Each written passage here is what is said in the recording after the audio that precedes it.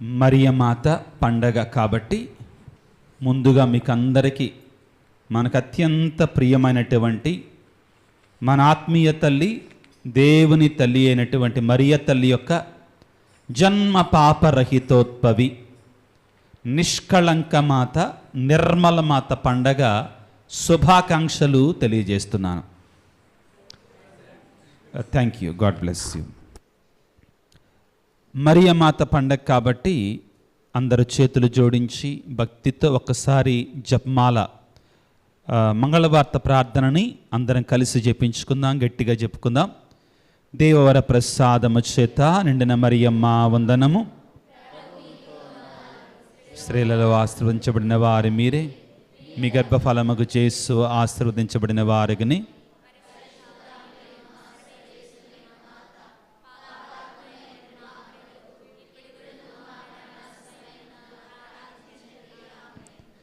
క్రీస్తునాథుని యందు మిక్కిలి ప్రియులకు సహోదరి సహోదరులారా, ఈనాటి పండగను ఏమంటారు తెలుసా? ఆ భాష కొంచెం కష్టంగా ఉంటుంది. నిష్కళంక మాత, నిర్మల మాత అయితే కొంచెం ఈజీగా ఉంటుంది. నిర్మల మాత ఇంకా ఈజీగా ఉంటుంది. కానీ ఈనాటి పండగని జన్మ పాప రహితోద్భవి మహోత్సవం అంటారు తెలుగులో. ఇంగ్లీష్లో కూడా immaculate conception, the solemnity of immaculate conception, జన్మ పాప రహితోద్భవి అయిన మరియమాత మహోత్సవం. ఈనాడు అందరం తప్పనిసరిగా ఈ పదాన్ని అర్థం చేసుకుంటే చాలు, ఈ పండగ ఏంటో అర్థమైపోతుంది. ఏంటిది? జన్మ పాప రహితోద్భవి. ఏంటి అసలు జన్మ పాప రహితోద్భవి అంటే ఏంటి? అంటే మీకు అందరూ, రహితం అంటే లేకుండా అని అర్థం. రహితం అంటే లేకుండా అని అర్థం. ఏమి లేకుండా? జన్మ పాపము లేనటువంటి తల్లి మరియమాత. అసలు ఇంతకీ రహితం అంటే లేకుండా అని చెప్పుకున్నాం. జన్మ పాపం అంటే ఏంటి ఇంతకీ? చదువుకుందాం. కీర్తనల గ్రంథము 51:5 దావీదు రాజు మనందరి గురించి ఒక మాట చెప్తాడండి. దావీదు రాజు మనందరి జీవితాల గురించి చాలా బలమైనట్టు వాక్యాన్ని ఒకదాన్ని చెప్తాడు. కీర్తనల గ్రంథము 51:5 చదవండి. నేను పుట్టినప్పటి నుండి. ఎప్పటి నుంచి అంటండి? ఎప్పటి నుంచి? పుట్టినప్పటి. నేను పుట్టినప్పటి నుంచి. పుట్టినప్పటి నుంచి మాత్రమే కాదు, ఇంకా ముందు. ఇప్పుడు చదవండి.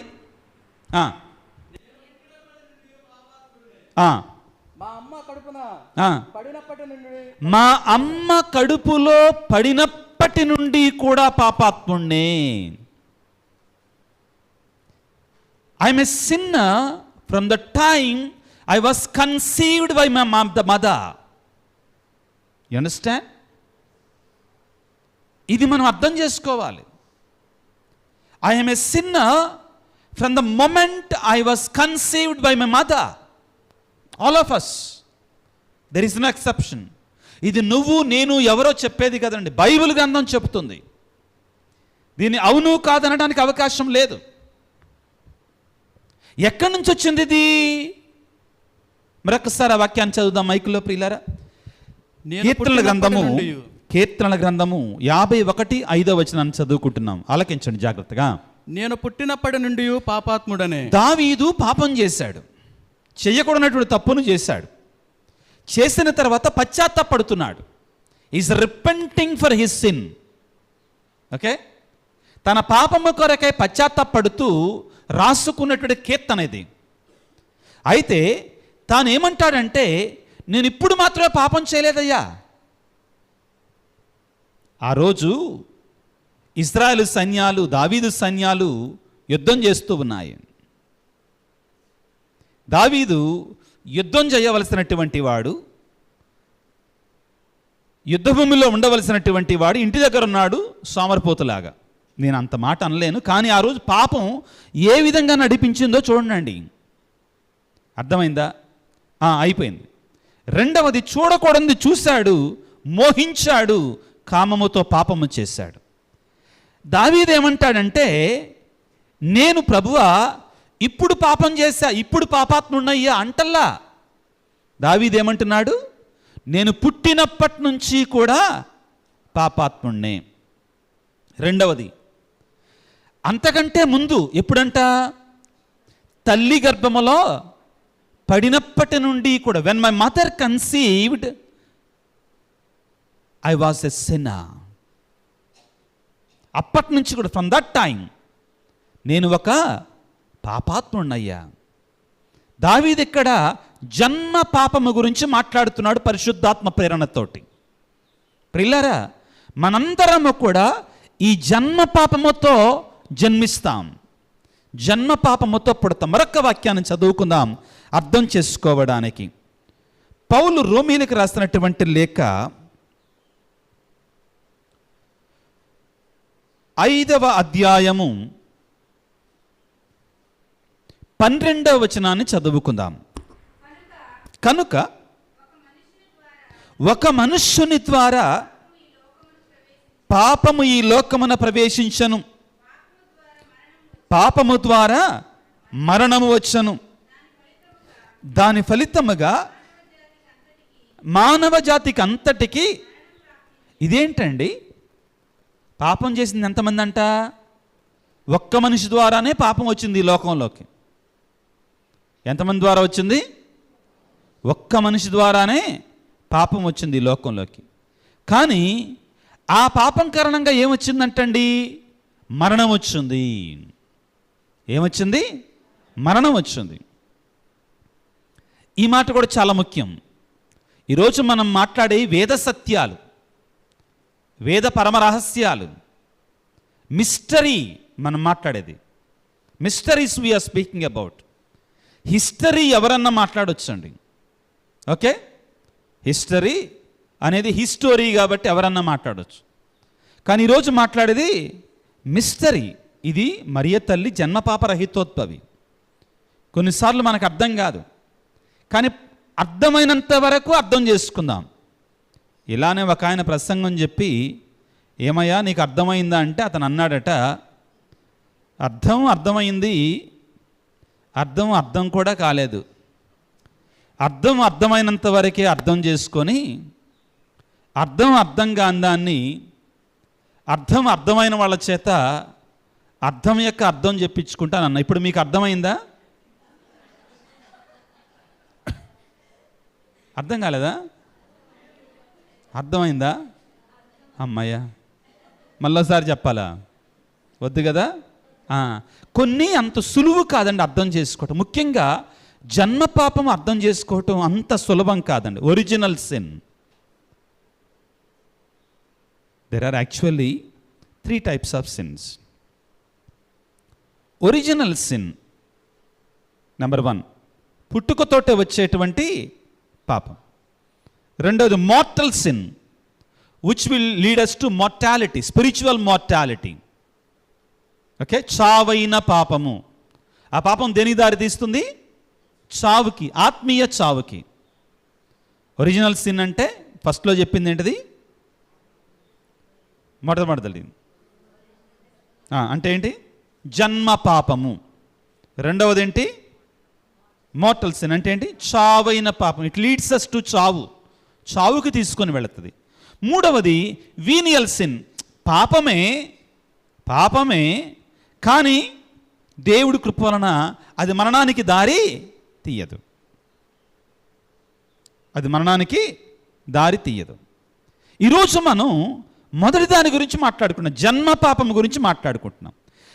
పౌలు రోమాపత్రికలో 5వ అధ్యాయం 12వ వచనంలో ఏమంటాడంటే, ఒక్క మనుషుని ద్వారా పాపము ఈ లోకములోనికి వచ్చింది. ఎవరతను? ఏవమ్మ? ఆదాము. రెండవది ఏంటి? ఆ పాపము కారణంగా ఈ లోకంలోనికి ఏమొచ్చింది? మరణం వచ్చింది. పాపం యొక్క వేతనము, పాపం యొక్క జీతము మరణం వచ్చింది. అయితే దాని ఫలితంగా మానవ జాతి అంతా కూడా పాపం కట్టుకుంది. ఆ ఒక్క మనిషి ద్వారానే పాపం వచ్చినా కానీ ఆ పాపం ఎవరికి అంటుకుందండి? మానవ జాతి అంతకే అంటుకుంది. మేము పొద్దున్నే కానీ సాయంత్రం ముఖ్యంగా నేను వాకింగ్కి వస్తూ ఉంటాను. విజయవాడ కార్మల్ నగర్ నుంచి వాకింగ్కి వస్తూ ఉంటాను. అప్పుడు మన ఫ్రెండ్స్ గేదెలు చాలా వెళ్తూ ఉంటాయి. ఏంటివి? చాలా ప్రశాంత్ భవన్లో ఉన్న వాళ్ళందరికీ బాగా తెలుసు. గేదెలు చాలా వెళుతూ ఉంటాయి. జాగ్రత్తగా ఉండాలి వాటితో. అవి అప్పటికే డెకరేషన్, పెయింటింగ్ ఏమంటారు, మేకప్ వేసుకొని ఉంటాయి అన్నమాట శుభ్రంగా. ఆ పక్కన కాలువ ఉంది, బురద, చాలా బురద అన్నమాట. ఏంటి ఇది? అందులో పడుకొని లేస్తాయి అప్పుడే. తోక నిండా బురదే. ఏముంటుందండి? తోక నిండా, ఒంటి నిండా బురద. అది హ్యాపీగా ఊపుతూ ఉంటుంది తోకని. ఎవడన్నా సైడ్కి వచ్చాడనుకో అట్ట అంటది అన్నమాట. అదేమైద్ది? మన మీద కూడా పడుద్ది అన్నమాట. పాపం ఆది మానవుడు నవ్వుతూ చెప్తున్నా కానీ చాలా ముఖ్యమైన మాట అండి. అర్థం చేసుకోవడానికి కొన్ని ఉదాహరణలు. జన్మ పాపం చాలామందికి అర్థం కాదు, వివరిస్తున్నాను. ఏమిటి? దేవుడు ఈ లోకములో ఆది మానవుని మాత్రమే కలుగజేశాడు కాబట్టి అతడు పాపము చేయటము ద్వారా, ప్రియులారా, దేవుని ధిక్కరించటము ద్వారా, దేవునికి వ్యతిరేకముగా పాపము చేయటము ద్వారా, ఆ మొదటి పాపం అనేటువంటిది పాపాలన్నిటికీ కూడా ఆది పాపం కాబట్టి ఆ పాపం మనందరికీ సంక్రమిస్తుంది. ఆ పాపం మనందరికీ దీనిని గురించి ఈ మరియ తల్లి పండగ రోజున మనం చదువుకున్న మొదటి పట్టణంలో వివరణ ఉందండి. అక్కడికి వెళదాం ఒకసారి. ఆదికాండం 3వ అధ్యాయం. ఆదికాండం 3వ అధ్యాయంలో ఎలా వచ్చింది పాపము వాక్యాన్ని చదువుకుందాం. 3వ అధ్యాయం 14వ వచనం నుంచి చదువుకుందాం. అప్పుడు దేవుడని యావే పాముతో ఇట్లనెను, నీవు ఎంత పని చేసేటివి కనుక జంతువులలోను క్రూర మృగములలోను నీ ఒక్కదానివే శాపమునకు గురియగుదు. ఇక ఈనాటి నుండి నీవు పొట్టతో పాకుదువు, మట్టియే నీకు ఆహారమగును. 15వ వచనం చదవమ్మా. కనుక నీకును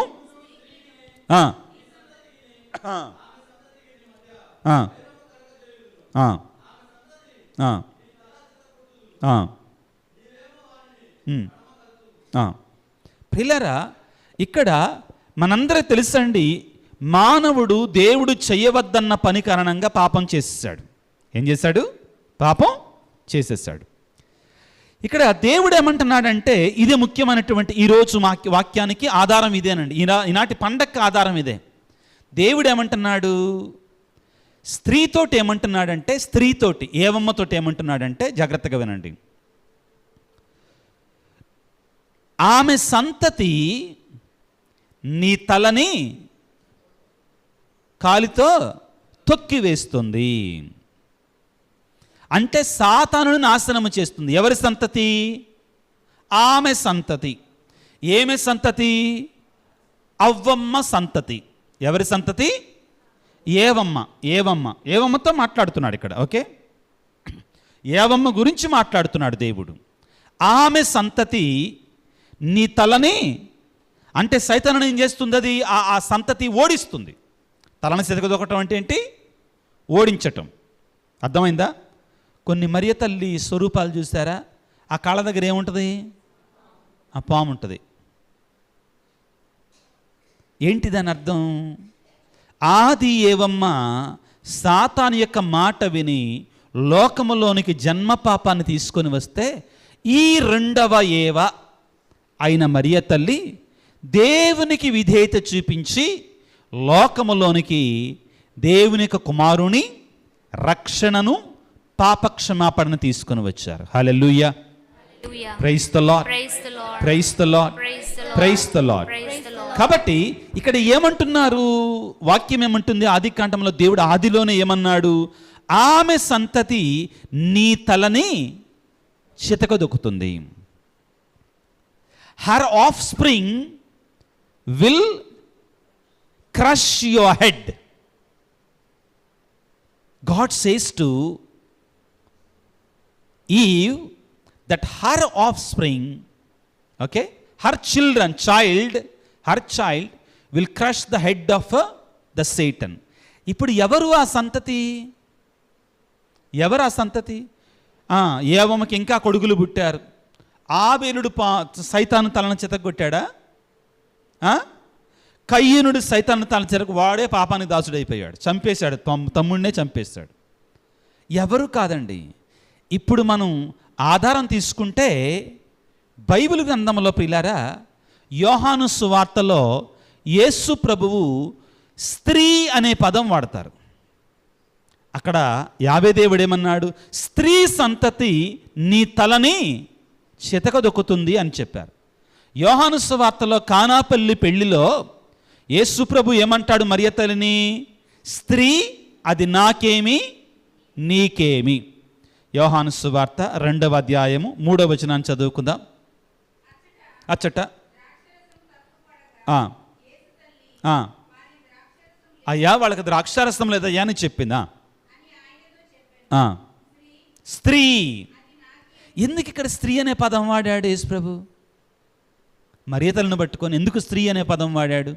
కొంచెం లోతైన వాక్యం అని చెప్పానండి మీకు. నాతో పాటు ప్రయాణం చేస్తేనే అర్థమవుతుంది మీకు. ఎందుకు స్త్రీ అని అమ్మ అనవచ్చు కదా? స్త్రీ అనే వాడాలి అక్కడ. వేరే బైబిల్లో వేరే విధంగా కాదు, కానీ మీకు తెలుసు, ప్రొటెస్టెంట్ బైబిల్ అయితే అమ్మ అని ఉంటుందండి అక్కడ. కానీ అది కరెక్ట్ కాదు. ఒరిజినల్ గ్రీక్లో తెలుసు కాబట్టి కొద్దిగా తెలుసు, ఎక్కువ తెలియదు. ఒరిజినల్ గ్రీక్లో అమ్మ అని రాయలే అక్కడ, కానీ వాళ్ళు అక్కడ అమ్మ అని రాశారు. కానీ అక్కడ స్త్రీయే కరెక్ట్ పదం అండి. ఎందుకు యోహాను గారు స్త్రీ అది నాకేమి నీకేమని ఎందుకు వాడారు అంటే, ఆదిలో దేవుడు అన్నాడు కదా, స్త్రీ సంతతి నీ తలని. ఆ స్త్రీ ఎవరో కాదు, దేవుడు వాగ్దానం చేసిన స్త్రీ ఎవరు? మరియ తల్లి. అదేవిధంగా సిలువ మీద వేలాడుతున్నప్పుడు యేసు ప్రభు 19వ అధ్యాయంలో సిలువ మీద వేలాడుతున్నప్పుడు యేసు ప్రభు ఏమన్నాడు? మరియ తల్లితోటి ఏమంటాడండి? స్త్రీ ఇదిగో నీ కుమారుడు. స్త్రీ అంటాడు. అర్థమైందా? ఎందుకని ప్రభువు వాడాడంటే ఇదే కారణం. ఎందుకని? ఆదిలో దేవుడు చెప్పాడు కదా, స్త్రీ సంతతి నీ తలని చితకదొక్కుతుంది, నిన్ను చంపివేస్తుందంటే మరియ తల్లి సంతతి అయిన యేసు ప్రభువు సిలువలో మరణించటం ద్వారా, సిలువలో మరణించి సాతాను తలని చితకదొక్కి సైతాను నాశనము చేసి విజయాన్ని ప్రసాదించి, కొరింథీ పత్రికలో మనం చదువుకుంటా ప్రియులారా, సైతాను నీ విజయం ఎక్కడ, మరణము నీ విజయం ఎక్కడ, మరణపు ముళ్ళును విరిచాడు యేసు ప్రభువు. ఏం చేశాడు? మరణపు సైతాను తలను ఏం చేశాడు? చితకదొక్కాడు సిలువలో తన రక్తాన్ని కార్చి. ఆ మరియ, ఆ మొదటి ఏవకి 2వ ఏవైనట్టు మరియ తల్లి, ఇదిగో ఈ మరియ తల్లి. ఇక్కడ మనం అసలు విషయానికి వద్దాం. ఈరోజు మనం చేసుకునే పండగ ఏంటి? జన్మ పాప రహితోద్భవి అయిన మరియ తల్లి. మరియ మాత కర్మ పాపం మాత్రమే కాదు, జన్మ పాపము కూడా లేకుండా పుట్టింది. కర్మ పాపం అంటే ఏంటి? మనం ఈ లోకానికి వచ్చిన తర్వాత అదిగో ఆయన ఏదో చేశాడని ఏంట్రా పోరా అని ఒక చెడ్డ మాట మాట్లాడతా, దాని ద్వారా నేనేం చేస్తున్నా? పాపము చేస్తున్నా. ఆమె దగ్గర ఏదో మంచి వస్తువు ఉందని నువ్వు వెళ్ళేసి కొట్టేస్తావు. దాన్ని ఏం చేసావు? కొట్టేశావు. కొట్టేసిన తర్వాత అమ్మ దొంగతనం చేయమా, దొంగతనం చేయాలి, ఊరికే తీసుకున్నా అంతే. పాపం పాపమే, పాపం పాపమే. అది పాపం అవుతుంది పిల్ల, అది కర్మ పాపం, మనం చేసిన పాపం. కర్మ అంటే మళ్ళీ మీరు వేరే 7 జన్మల కిందకి వెళ్ళమాకండి. మనం చేసాం, క్రియ ద్వారా వచ్చేది కర్మ పాపం పిల్ల, నాకు అర్థమైనంతవరకు.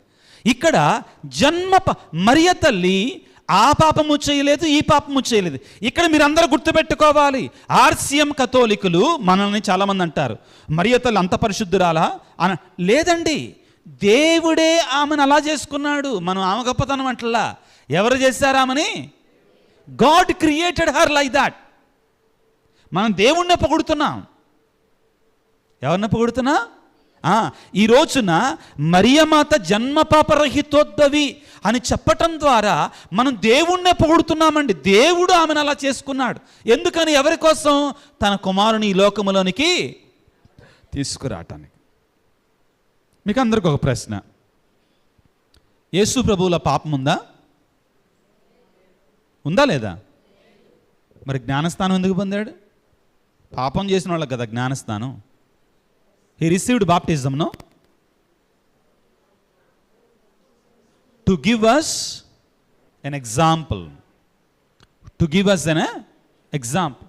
Number 2, he carried our sins with him into river Jordan, మన పాపములను ఆయన భుజములపై మోసుకెళ్ళాడు.